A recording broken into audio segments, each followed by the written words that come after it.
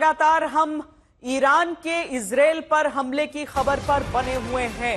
दनादन Iran की तरफ से बैलिस्टिक मिसाइलों को दागा गया है इजराइल के ऊपर और सीधी तस्वीरें उसकी हम आपको दिखाते रहे हैं।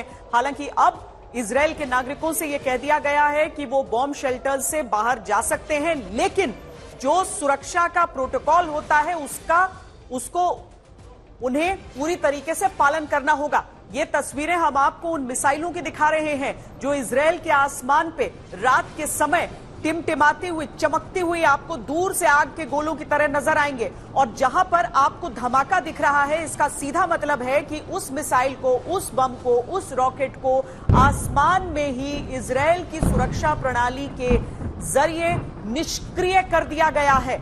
आसमान में जब आप वो आवाज सुनते हैं और वो रोशनी देखते हैं तेज, इसका मतलब कि लोग नीचे सुरक्षित हैं। उन बमों को निष्क्रिय आसमान में ही कर दिया गया है। अभी तक ऐसी कोई बड़ी खबर नहीं आई है कि किसी इलाके में कहीं पर कोई हताहत हुआ हो, यानी कि जो आयरन डोम है उसके जरिए जनरल सिवाच सुरक्षा वहां के लोगों की हो गई है। लेकिन चूंकि ईरान की तरफ से कहा गया है कि ये मैं आपके पास आती हूं, उससे पहले ईरान के हमले पर इजराइल ने तंज कसा है। ईरान की असमर्थता की निंदा करता है इजराइल, ये कहा है। देखिए, ईरान ने 181 बैलिस्टिक मिसाइलें दागी हैं। यह आंकड़ा इजराइल की तरफ से दिया गया है। 10 मिलियन इजरायली नागरिकों पर मिसाइल दागी गई है, 181। लेकिन इसके साथ ही ईरान की असमर्थता की बात की है। देखिए, युद्ध के समय ये बयान भी बहुत उकसावे वाले हो जाते हैं जनरल सिवाच, लेकिन जो बात कही गई है वो है भी 100% सही। इजराइल ने जिस तरह की तैयारी की और जिस तरह की उसकी अपनी रक्षा प्रणाली है, उसमें ये 181 मिसाइलें, बैलिस्टिक मिसाइलें जो आ रही थी, वो कुछ नुकसान उसका नहीं कर पाई हैं जनरल सिवाच। हाँ बिल्कुल। देखो श्वेता, 3-4 चीजें। देखो, एक तो ये पता था इजराइल को कि ईरान ऐसा कुछ हमला कर सकता है। अमेरिका ने भी उनको फ्री वार्न कर दिया था। तो 2000 के किलोमीटर के बीच में डिस्टेंस है इजराइल और ईरान के बीच में।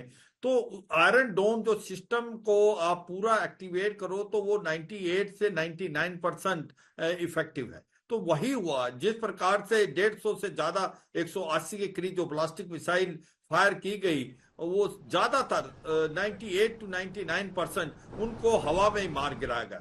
और यही नहीं, इतना कॉन्फिडेंस है देखो इजराइल में। उन्होंने अभी अपने लोगों को बोल दिया आप बाहर निकल सकते हो, और अगर आपको वार्निंग दोबारा दी जाती तो आप अंदर जाओ।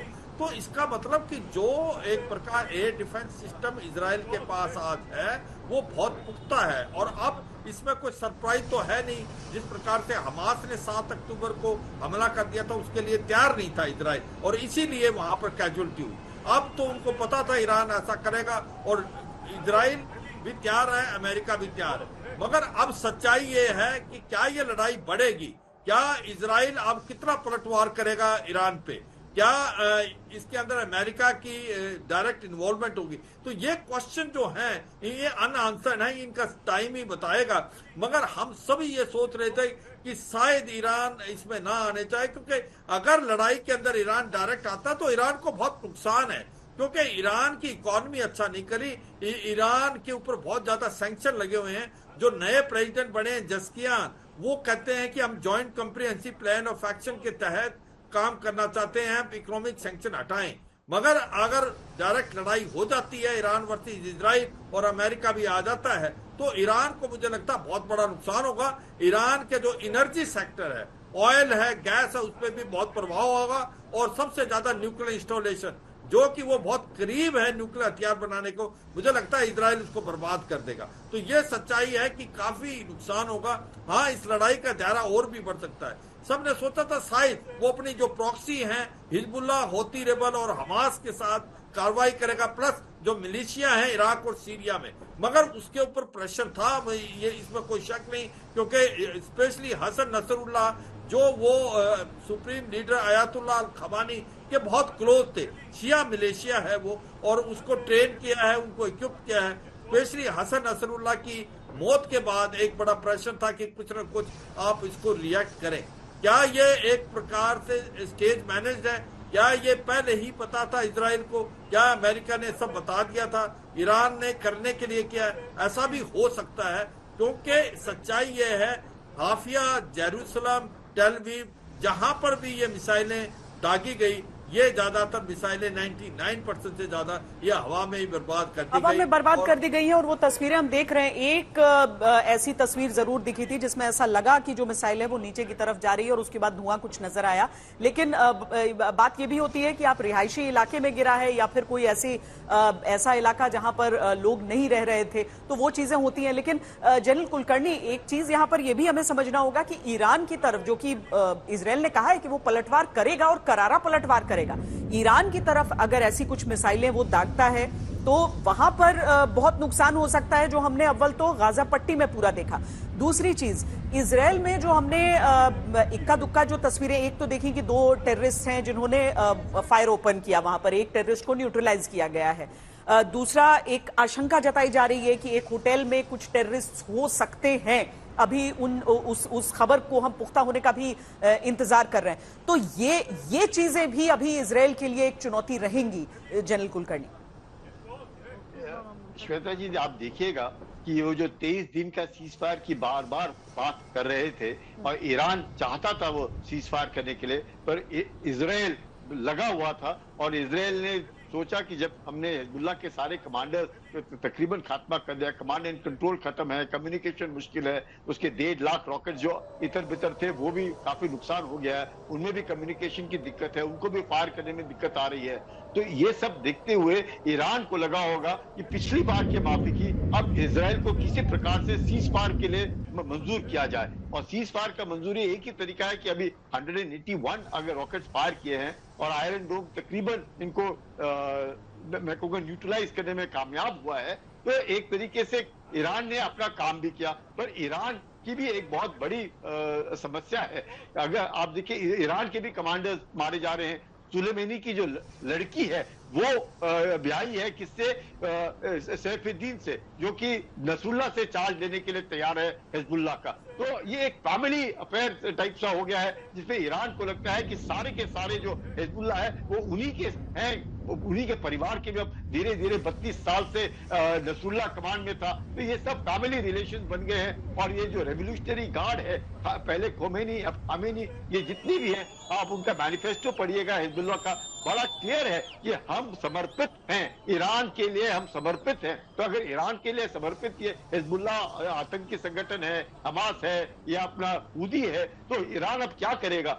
ईरान के सॉइल के ऊपर हानिया को मारा है, अब नसरुल्लाह को मारा है, और उसके बाद उसके आईआरजी के कमांडर मारा गया है। तो ईरान को थी, लेकिन मुझे अभी भी लगता है, लेकिन ईरान ने जो मिसाइल फायर किए इजराइल को सीज फायर के लिए मनवाने के लिए, लेकिन इससे पहले इजराइल जरूर कम से कम एक हाथ ईरानियन न्यूक्लियर इंस्टॉलेशन पे हम लोगों को अगले 5-6 घंटे में पता चल जाएगा, कल सवेरे तक, कि ईरान ने जरूर पलटवार किया है। 1 और nuclear installation has been hit. बाकी रेजिडेंशियल इस पे इजराइल को कोई लेना देना नहीं है, वो कुछ नहीं करेगा। वो उसके न्यूक्लियर इंस्टॉलेशन का जिसको हमेशा खतरा है वो करेगा। और यहाँ पर जो उसका ग्राउंड इन्वेजन है वो पक्का लिटनी रिवर तक जाएगा, क्योंकि लिटनी रिवर यानी कि 26 किलोमीटर का जो दायरा है और 1600 स्क्वायर किलोमीटर का जो इलाका है, वो इजराइल को पक्का चाहिए, क्योंकि सदर्न लेबनान में 10% इलाका है वो लेबनान का, नंबर 1। नंबर 2, लेबनीज आर्मी ने और यूनिफिल ने, जिसमें 50 देश के सदस्य हैं, उनकी जिम्मेवारी थी।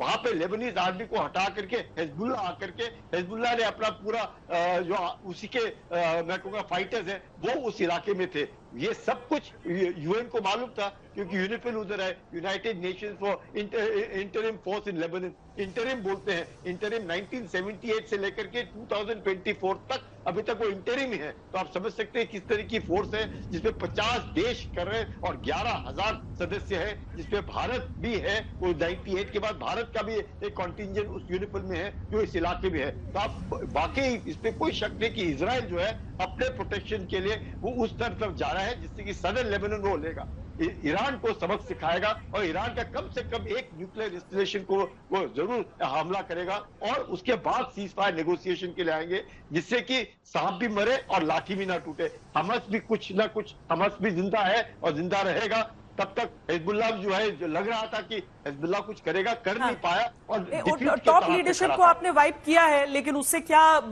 वो दोबारा खड़ा नहीं हो सकता? क्योंकि ईरान ने कहा कि हम हिजबुल्लाह को खत्म नहीं होने देंगे। ईरान की तरफ से जो बैकिंग रही है वो किसी से छुपी भी नहीं रही है।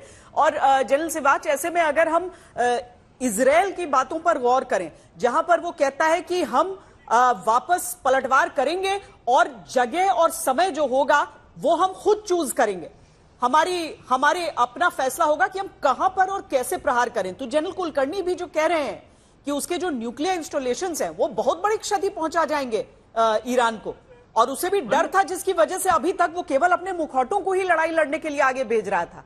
लेकिन अब आपके हिसाब से इजराइल क्या करेगा?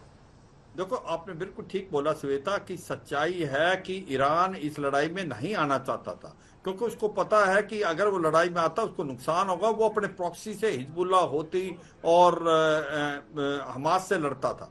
मगर अब क्योंकि लड़ाई इस प्रकार से होगी कि उसको आना पड़ा नसरुल्लाह की मौत के बाद, अब इजराइल पलटवार करेगा और इजराइल मुझे लगता है बहुत कारगर करेगा। ये सच्चाई है कि न्यूक्लियर इंस्टॉलेशन प्रायोरिटी 1 है और उसके जो एनर्जी सेक्टर प्रायोरिटी 2 है, उनको वो बर्बाद करने की कोशिश करेगा। एक प्रकार से अगर ये लड़ाई का दायरा बढ़ता तो ईरान को बहुत बड़ा नुकसान होगा। और मुझको लगता है कि जब बात आती है हिजबुल्लाह की, देखो एक बड़ा मिलिट्री एम है इजराइल का, जो कि दो हैं। एक तो कहीं ना कहीं हिजबुल्लाह की मिलिट्री कैपेबिलिटी को डिग्रेड करना, जैसे हमास की को किया था, और दूसरा हिजबुल्लाह को धकेलना पीछे सदर लबनान से सेंट्रल लबनान की तरफ बफर जोन बनाना, क्योंकि जो 70 से 80 हजार जो इजराइल के सिविलियन वो वहां से पलायन कर गए हैं, उनको वापस लाना है। वो तो सबसे बड़ा मिलिट्री एम है, वो तो बहुत प्रेशर है इजराइल में। तो ग्राउंड ऑपरेशन होंगे और ये यूनिफिल वहां सक्सेस नहीं हुआ।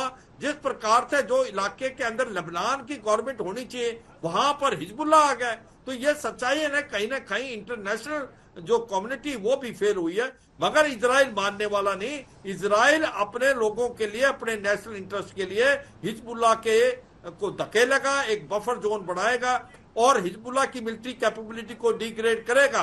वो सीज फायर नहीं करेगा, क्योंकि सीज फायर में उसको नुकसान है। और इसमें भी कोई शक नहीं कि अगर लड़ाई रहती है ऑन, तो कहीं ना कहीं जो डोमेस्टिक पॉलिटिकल कंपल्शन है नेतन्याहू की, वो भी उसके अंदर मिलती है, क्योंकि वो भी चाहते हैं ये लड़ाई बढ़े। मगर ईरान ने गलती जो कर दी है कि अब जिस प्रकार से उसने 180 से ज्यादा मिसाइलें दाग दी हैं और अब पलटवार पक्का होगा इजराइल का। मगर इजराइल का जो पलटवार होगा बड़ा पुख्ता होगा और बहुत इफेक्टिव होगा, क्योंकि उसके अंदर काबिलियत और क्षमता है, जो कि ईरान के अंदर इतना अच्छा एयर डिफेंस सिस्टम नहीं है। और यही नहीं कि हो सकता है वो कहीं ना कहीं जो अमेरिकन के जो फैसिलिटीज हैं रेड सी में या एयरक्राफ्ट कैरियर ग्रुप हैं वहां से करे, क्योंकि उसको चाहेगा कि एक सरप्राइज हासिल करके काफी नुकसान करे ईरान पे। मुझे लगता है कि ये लड़ाई का दायरा बढ़ सकता है और अभी इजराइल किसी की मानने वाला नहीं, वो अपने नेशनल इंटरेस्ट के लिए करेगा। मुझे नहीं लगता आने वाले समय में कोई सीज फायर होने वाला है। वो यूएन की तरफ से भी ये बात कही गई है, लेकिन इजराइल की तरफ से ये बात कही जाती है कि हम अपनी रक्षा के लिए कुछ भी करेंगे, और अमेरिका ऐसे मौकों पर यही कहता है कि अपनी रक्षा के लिए अगर कोई देश कोई कदम उठाता है तो उसके साथ है, और इजराइल के साथ देने की बात भी उसकी तरफ से की गई है।